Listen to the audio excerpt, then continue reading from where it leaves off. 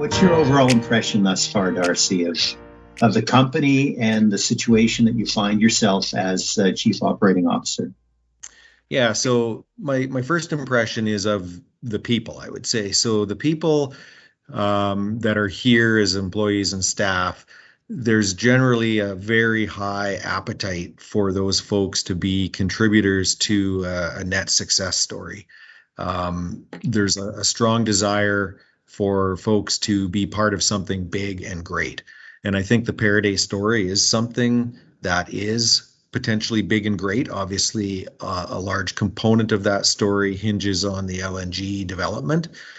And, it's obviously not decided yet as to whether that project is a go or not. But that story carries a lot of hope for people in terms of not only creating a really exciting workplace, but also providing a great company for shareholders, and also providing a solution to a problem that most people are very aware of and are sympathetic to, which is climate change. And I've heard actually more comments than I thought I would heard from folks as I've talked to them in the organization in the 2 months roughly that I've been here, where people have said, this climate change problem is a real problem. And as a global citizen, we need to do our part to remedy that or to help change that. And LNG is a great fit with that. Unfortunately, I think as you're very keenly aware, not everybody that has a view of climate change and what the solutions are believe that LNG development in Canada is a good thing to do. But I personally think, and I guess I'm biased, but I personally think that when you look at the globe as the community of people that we live within, LNG is good for the globe, the global climate change strategy, right? And so anyways, people want to be a part of that story. They want to be part of the solution, not only to give them an exciting place to work and give them an ability to, put food on the table and raise their families and things like that, but they're excited about the fact that there's something bigger at play here potentially. And I believe even with the carbon project and the power generation project that was recently press released, internally that got a lot of favorable comments and opinions as well. So as Chief Operating Officer, what do you see your role as in helping to bring this overall vision to reality? I know there are a number of threads, but I think you will play a central role in this, Darcy. Yeah, first of all, I'm a big fan of good quality, transparent communication. So that has to be internally and externally. Probably in my role, at least the role that I'm playing right now, in that part of it on the LNG project side, it's really about the internal communication for me. I don't have, nor do I need much exposure to the external community on that project in particular. Internally, though, I think it's important to inform our staff or make sure that they're informed, that they are cognizant of where the project sits at any given time. And obviously we're coming up in theory to an FID on the project fairly quickly. And a lot of the staff that I deal with are more on the upstream side, of course, or that's where their concern is, and that's what their job role is allocated to. So they want to know, how is this going to affect me? What kind of marching orders am I going to have? What kind of opportunity am I going to have to develop this resource base that we have? And ultimately, what's that going to mean for my employment future here? And so to communicate effectively with people and let them know how they fit into that bigger picture integrated business plan is really important. The more foresight that we can give them, the better and the more comfortable they'll be around what role can I play to bring value to the table for the company. It struck me a comment you made earlier about when you were hearing comments about the Caroline carbon capture and power complex, and that people feel we need to play a role in the global construct. And personally I agree with that, but I also look at the practicality of the situation. I wouldn't mind asking you about this. It's that Canada generates 1.6% of global emissions, and the oil sands less than 0.1%. If you shut them down tomorrow, it wouldn't make a discernible difference. And I know sometimes people don't like to hear those facts, but it is true, and that doesn't again take away from our responsibility. But how do you square that circle when we seem to be in a country of making decisions that could in fact hurt the energy industry and de facto hurt companies and jobs? How do you balance that with doing your part as a country in a global construct, but keeping it within the realm of the reality that if China and India are doing their part, are we doing more to potentially harm? But I'm curious about your point of view on that. Yeah, well, you nailed it. It's about doing your part, doing your share. And I do believe that as a country, as a province, as an organization, we have a duty and an obligation to do our share.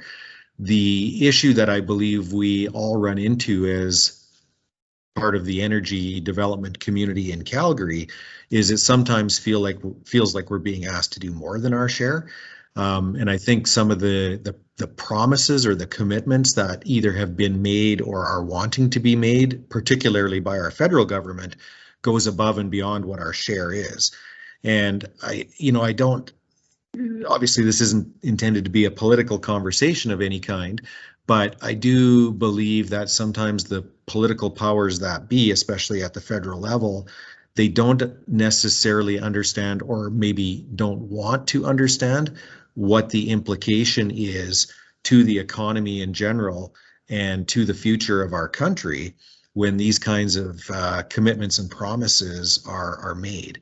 So I'm a big believer that, let's do our proportionate share, but to do anything above and beyond our proportionate share is putting our lifestyle and the economic well-being of every citizen of the country and of the province at risk.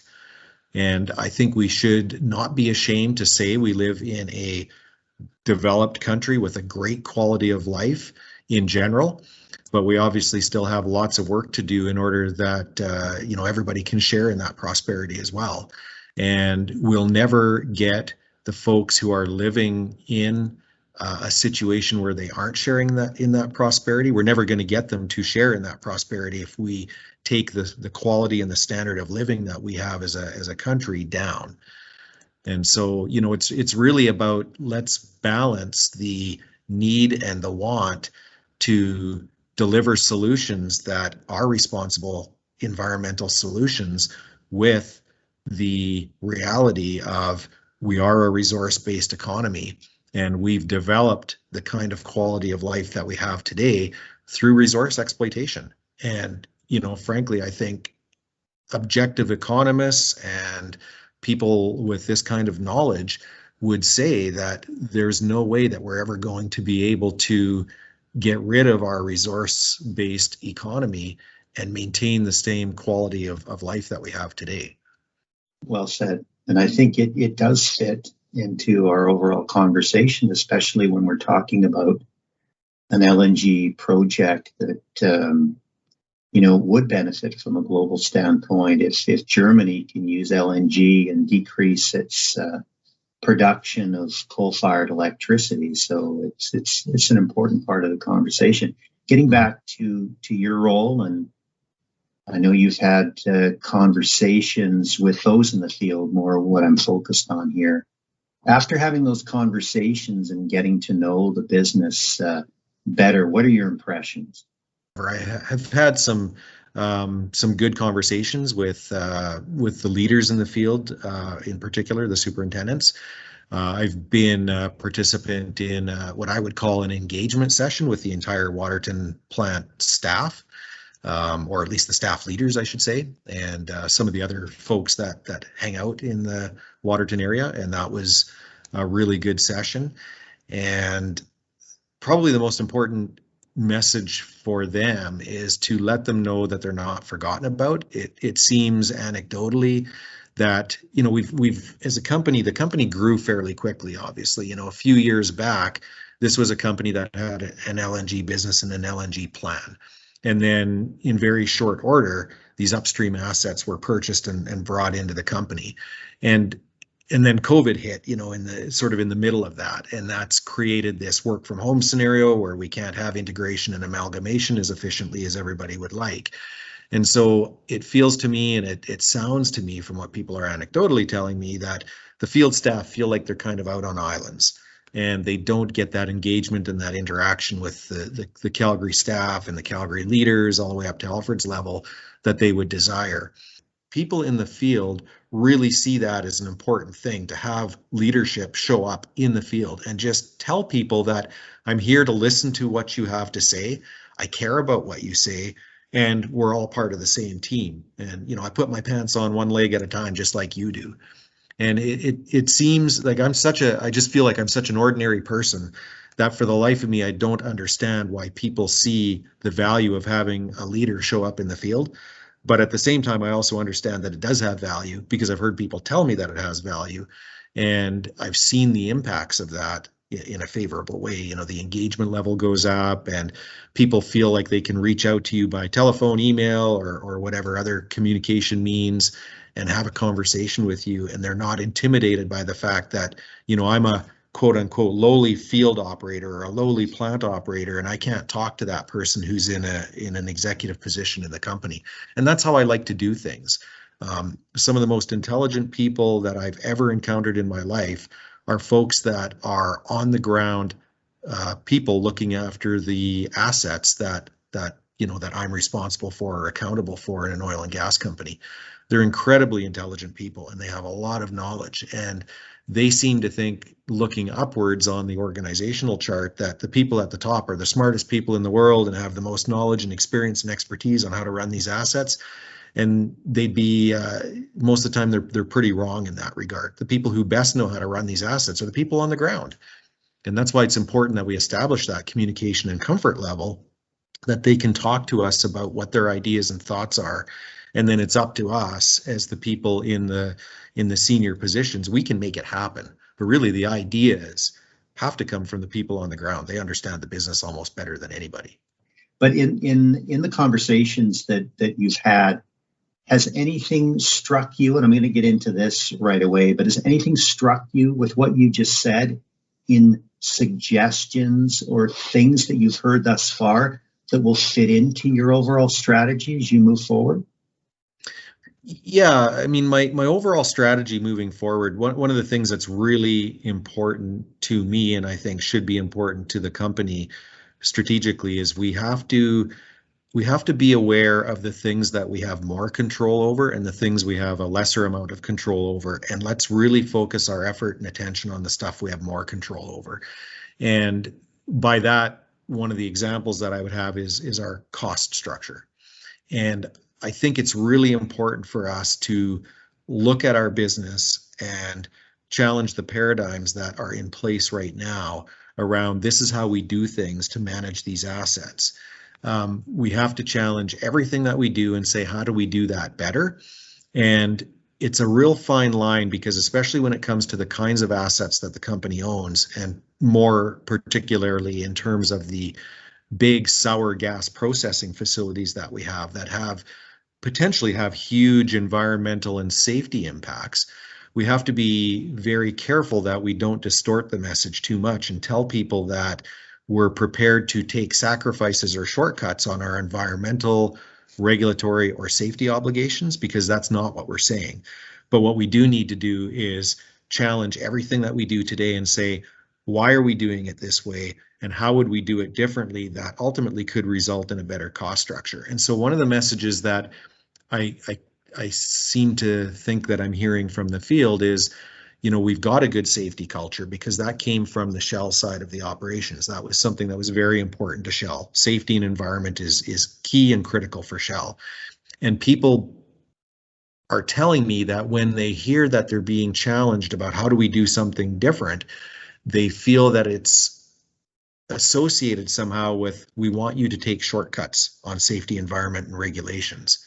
And we're not saying that. And so strategically, we have to figure out how do we message that and how do we actually implement action items around that shows people that we're not taking those shortcuts. We're just challenging the way that we're doing things and trying to do them better, because we can control operating costs. We can control our cost structure.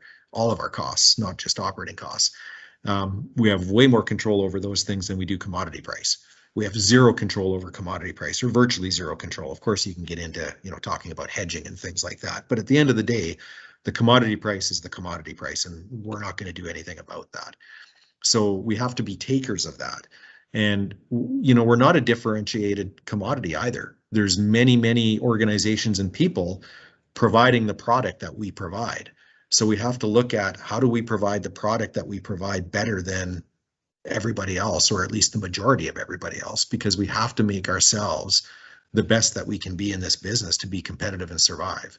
And that's kind of the mindset that I would like to have the field staff to have, is make sure that we're looking to be the best that we can be. I don't think it's unreasonable to say that we should be top quartile in our industry, at least, if not top decile in what we do.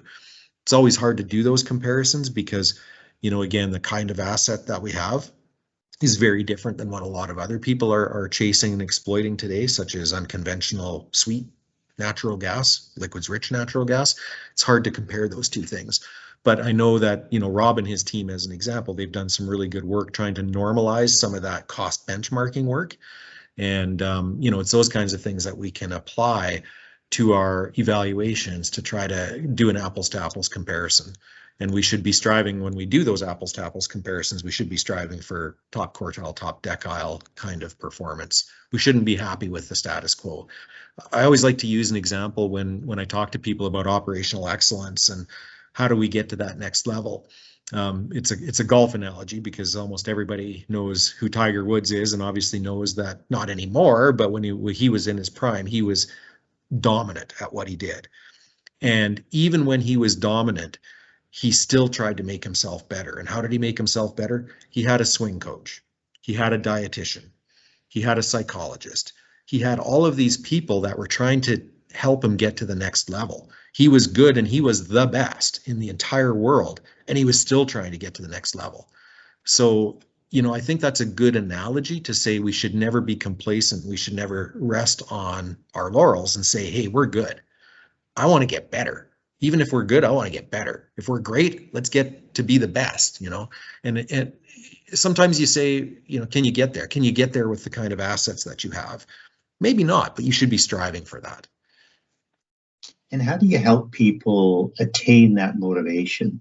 I think for some, it's just innate and not a criticism. For others, they need support and they need help to see, well, why should I try and achieve that? And maybe what it comes down to is what's in it for me. So how do you go about achieving or helping people to achieve that motivation to succeed at a higher level, Darcy?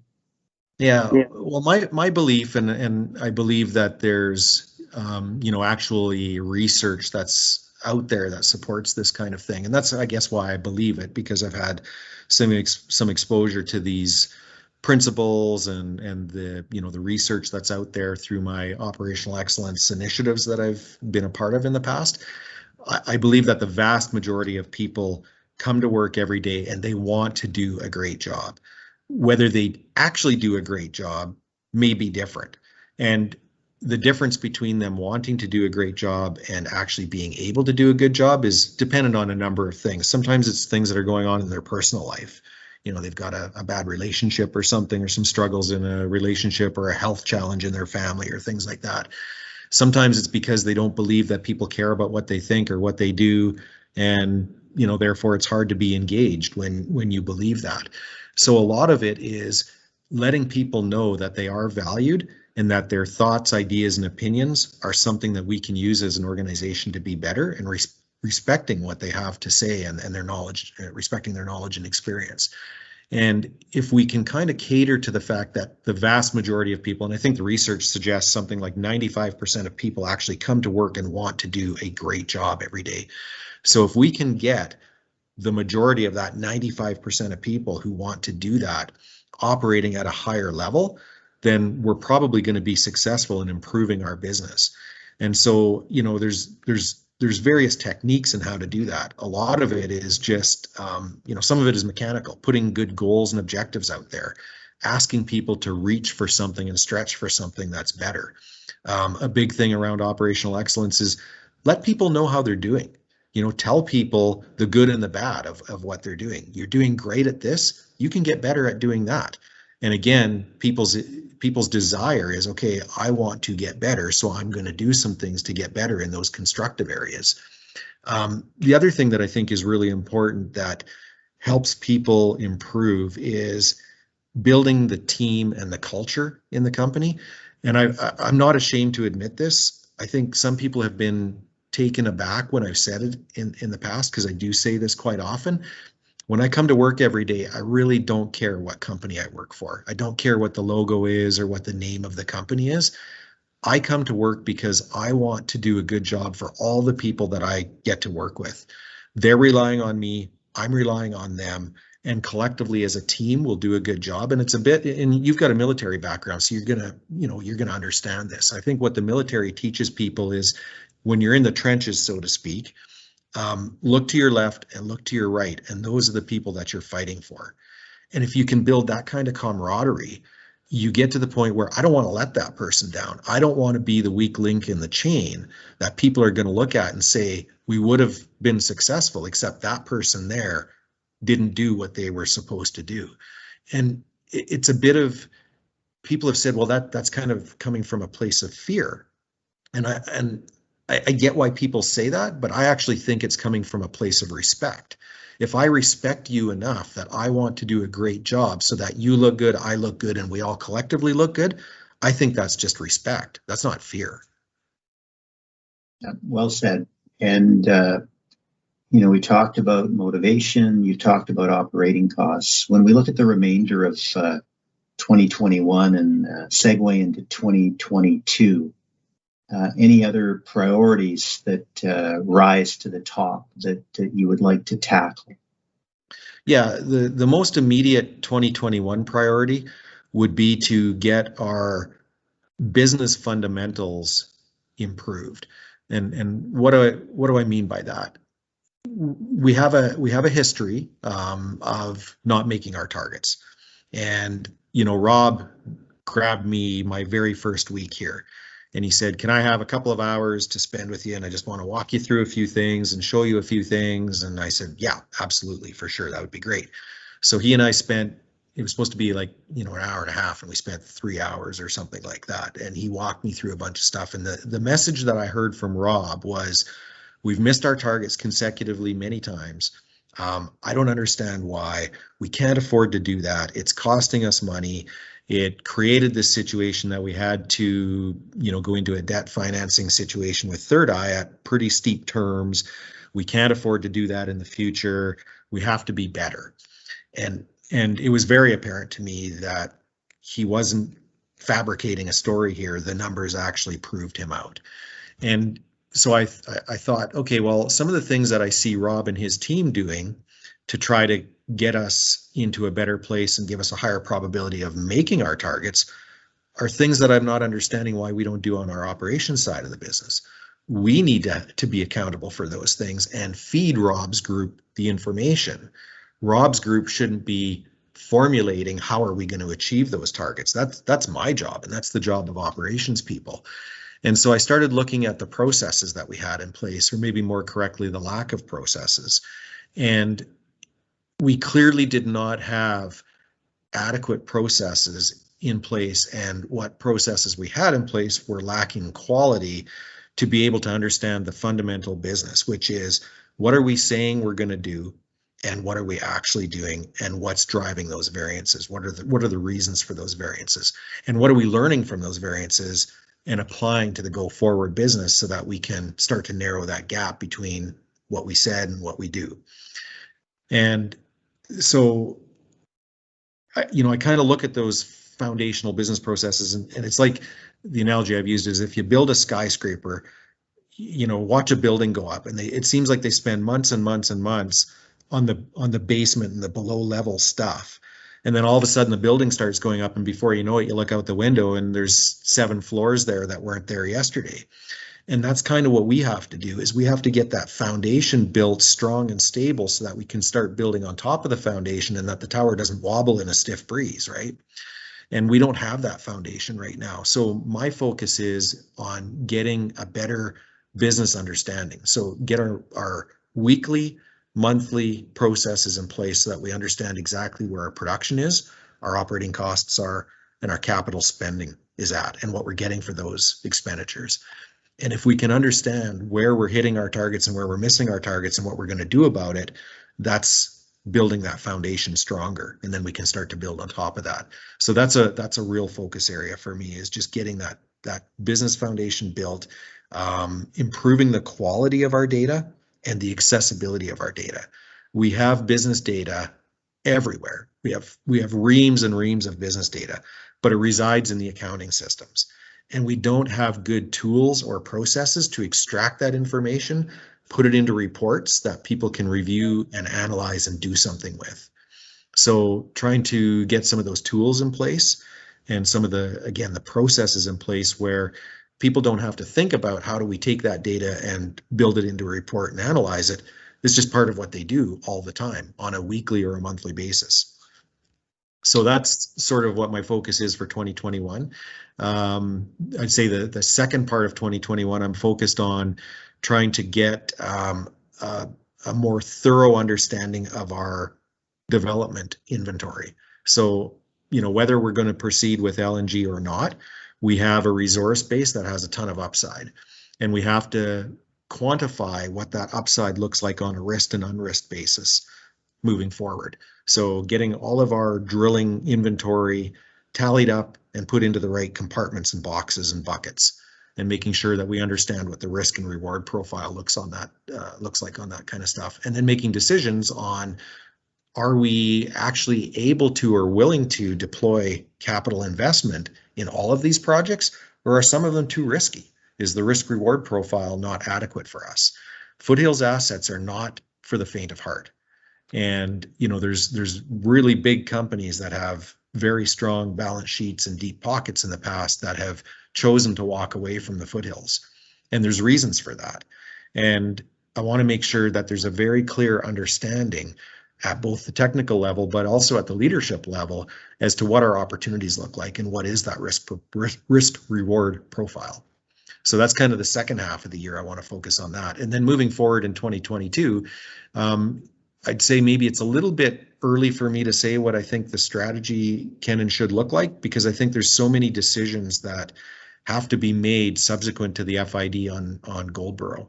And once that decision is made, I think we'll have a bit more clarity on what the decision points look like for 2022. But really becoming the best business that we can be is paramount. We have some work to do, and it's going to require a lot of commitment from all the people that are here, and having the right approach, the right size, and the right people is going to be paramount, in my opinion. Great conversation. Thank you, Darcy.